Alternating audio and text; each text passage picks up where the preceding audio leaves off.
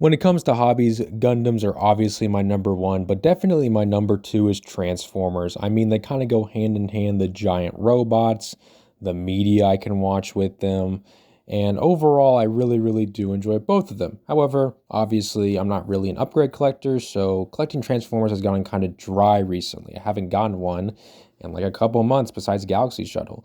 So I've kind of been fiending for some Transformers products. I went into my local hobby store, a week or two ago, and I found some really cool model kits. I'm not a stranger to Transformers model kits or anything. I've built a couple, Yellow Park, Flame Toys, and even some Blokees blind boxes. However, I saw these, the Classics class, and they immediately stood out to me, especially this one, Megatron. It looks really cool.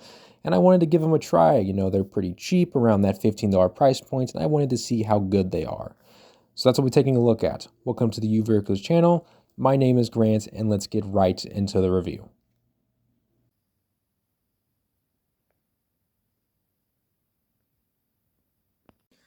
Here we have the two figures I'll be reviewing, the Classics Class Megatron from Transformers 1 and the Classics Class Nemesis Prime from Rise of the Beast. And immediately taking a look, we have the Origin Gundam. Just get all these guys in the frame. Yeah, they're definitely a little bit smaller. They're also significantly cheaper. Megatron was around the $16 price point, and the Nemesis was $14. So overall, these are very small figures. However, something I do want to say is that they do have a lot of cool gimmicks. I mean, just tapping on them, both of their eyes light up. They're all friction pressurized. But I see Megatron's lights up pretty well. Nemesis doesn't really do it as well. He just has a lot more armor on him. But they do light up, and that is super cool. There's also no stickers in these kits. All of these cool, custom designs you see, like the Decepticon decals, the blue, and the bit on the chest there, those are all printed, which is extremely cool. I really like seeing that. I much anyone does not really like stickers, but I don't really mind sticker decals, but the fact that these are printed is extremely cool.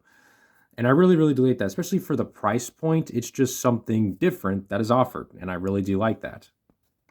And of course, looking at the box, they come in this really cool rainbow-esque box. They do look really cool.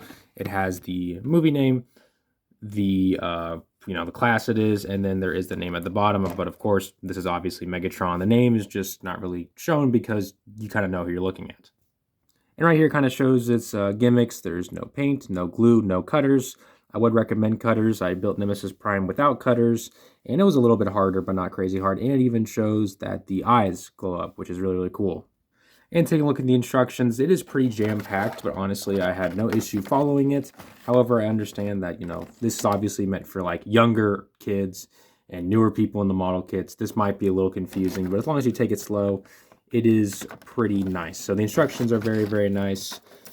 They even show you a little bit on the back, including everything that's included. There's not a whole lot of runners, about the average high-grade size. Of course, there's no polycaps. It's not like a high-grade. This is all just the standard plastic. So yeah, that's really cool. Let's get into the articulation of the figures. Articulation, I'm kind of just going to run through it with Megatron, and then I'll note anything special about Nemesis Prime, since their articulation is pretty much the same. Their head is on a ball joint, can go all the way around. Shoulders can go out and forward, full 360-degree rotation. You do have a swivel just right above the hinge. Not the greatest elbow bend, I won't even lie. And you do have ball jointed hands. You do have a waist rotation, and you do have pretty decent leg articulation. Overall, you can move the hip skirt a little bit. However, do be wary, this does pop out if you move the legs too much. You have a very solid bend and a little bit of foot articulation. So pretty subpar articulation, I'm not gonna lie to you, but honestly, it's not any worse than like the old high-grade gym. And then with Nemesis Prime, the head does move a lot more as it is much more elevated. The arms are pretty nice. However, the shoulders are a lot worse. They use a very weird joint system I don't really like, and it makes the shoulders get into really awkward poses extremely easily, so I don't really like that. There's not really much else to note about this. It's about the same articulation-wise. The feet are a little bit better as there's just less armor on this figure. This figure is significantly smaller, and it is cheaper for that. So I really do appreciate that. All right, let's get into the accessories. With Megatron, the first accessory is technically the fact that you can remove his chest piece to see his cog of transformation, which is a trans red. However, there is a bit where the light peeks through, so it doesn't really do that job that well. So we'll just go ahead and plug that back in. He does have 2 guns. They're not really supposed to be removed, but I removed them anyways. He does have his huge Tri-Blaster. That's what brought me to this figure, as it's the Hasbro one. The official Studio Series does not have this. A little disappointed, and that is a really, really cool weapon from the movie.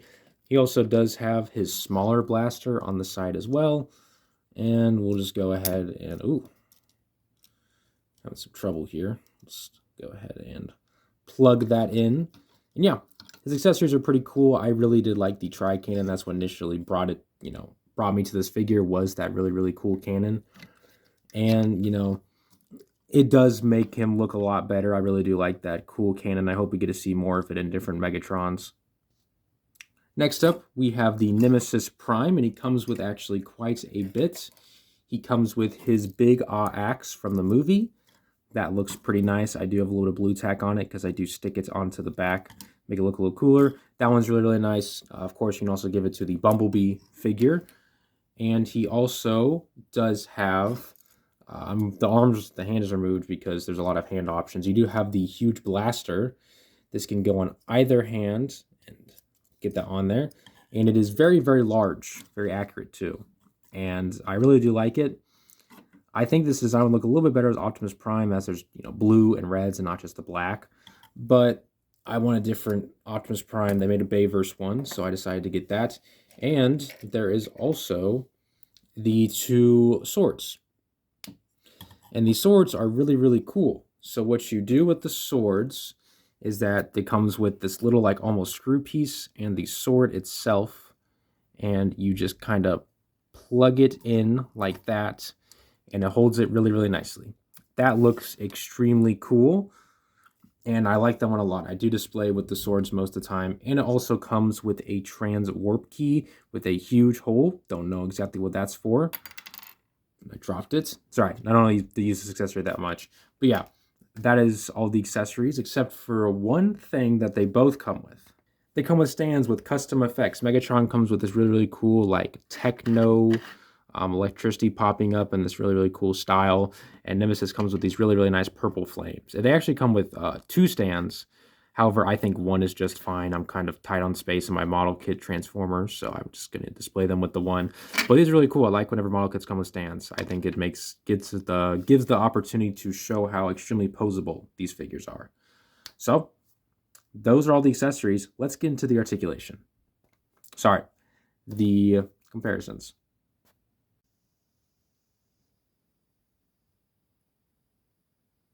All right, Megatron's comparisons. First off, I brought out the TF1 Studio Series Megatron, the deluxe class.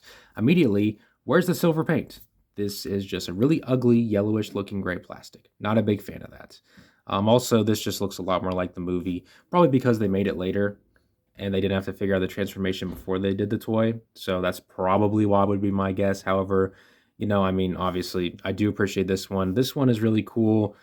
And I keep it for the size because it also does transform into a tank. You got to give credit for transformation. However, this one is just a really, really nice representation of the character from the movie. I really, really do like it. Next up, we're going to compare this one to the Prime Changer Optimus Prime. I like this one design-wise a little bit better than the Studio Series because it comes with a cool axe, and I think it just looks a little better. No clear plastic or anything. And yeah, these actually do work really, really well together. I'm not going to get the Classics class TF1 Optimus Prime, so these work really well together, and I really do like that. And yeah, overall, I really do like the design of the Megatron, and it looks really, really nice. Bought it for the Tri-Cannon, and I think I will definitely be getting it in a super duper cool pose where he just kind of has it pointing out a little bit. Next up, we have the Nemesis Prime. I don't actually have any Optimus Primes from the movie, but I do have Bumblebee movie Optimus Prime. I have this one, the knockoff Nemesis Prime. And as you can see, definitely doing different things. This one has more teal. I actually really do like that it has more teal. However, yeah, really just depends. The Rise of the Beast design, I think, is worse than the Bumblebee design. I like the beefiness of this design. I think it looks really, really nice. However, it does have certain kibble placements. So this one does not have any of those issues. It looks very, very nice. No kibble at all. So that is that comparison. Next up, we figure surprisingly similar in size, which is the Bumblebee Studio Series. deluxe class figure. And these look really well together. It does also come with the axe. However, the axe is a little bit smaller. And I do want to see if this is why they include the transwarp key. It does not fin the hand. Very unfortunate. I have no idea why that peg is so big. But yeah, really, really cool. It probably does fin the hand. Yeah, I don't know what I'm talking about. Of course it fin the hand. I just forgot that. The hands are pretty big. So those are the comparisons with those figures for their certain, like, counterparts. We're going to do a comparison with both of them compared to some different Gundams. Moving it back, we saw with the Origin Gundam, so I'm going to pull out the Beyond Global Gundam this time. Ooh. As you can see, about as tall as the TF1 Megatron, but definitely towering over the Nemesis Prime. Here we have it next to a smaller high grade, the Victory 1 Gundam, about the same size as the Nemesis Prime. Next up, we have it next to a Master Grade Gundam, definitely towering in size.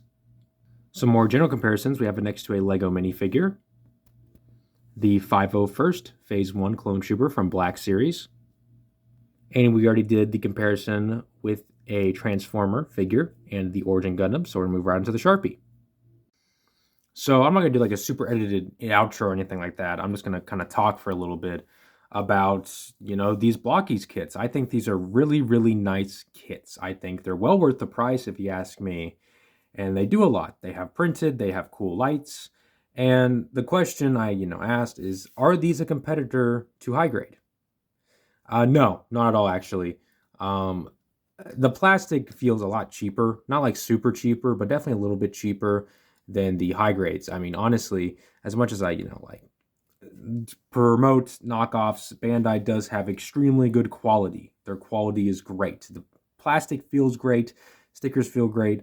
A lot of things about them feel great. So whenever I build another model kit, like for example, this Flame Toys Megatron right here, I'm a little skeptical. I'm not even gonna lie to you. I was very skeptical about buying that kit and building it.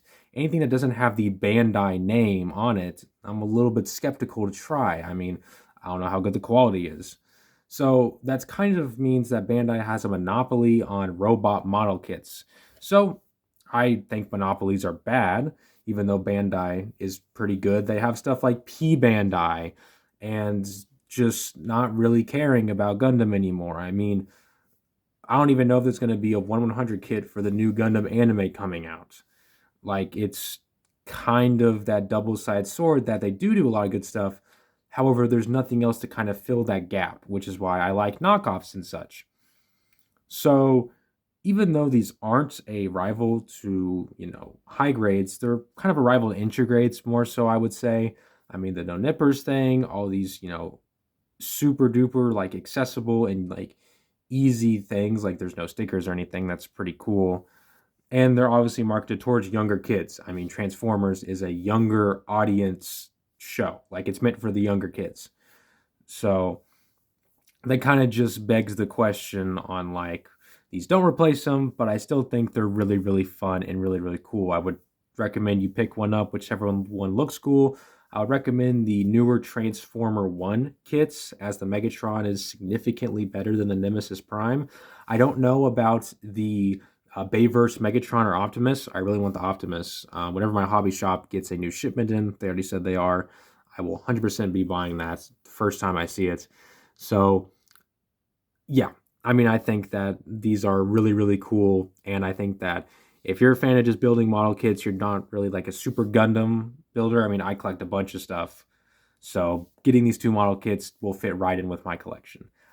Thank you all for watching today's video. Thank you all for still, keeping up on the channel. I know I've been not uploading as much. School is really busy, and I'm in the Midwest, so we had a big snowstorm, a lot of snow recently, and my school is pretty, like, decently far away, like that 30-minute drive, where I usually try and stay the night because I have school really early in the morning. I'm not going to ramble on, but thank you all for keeping up with the channel, and I hope you all have a good rest of your day.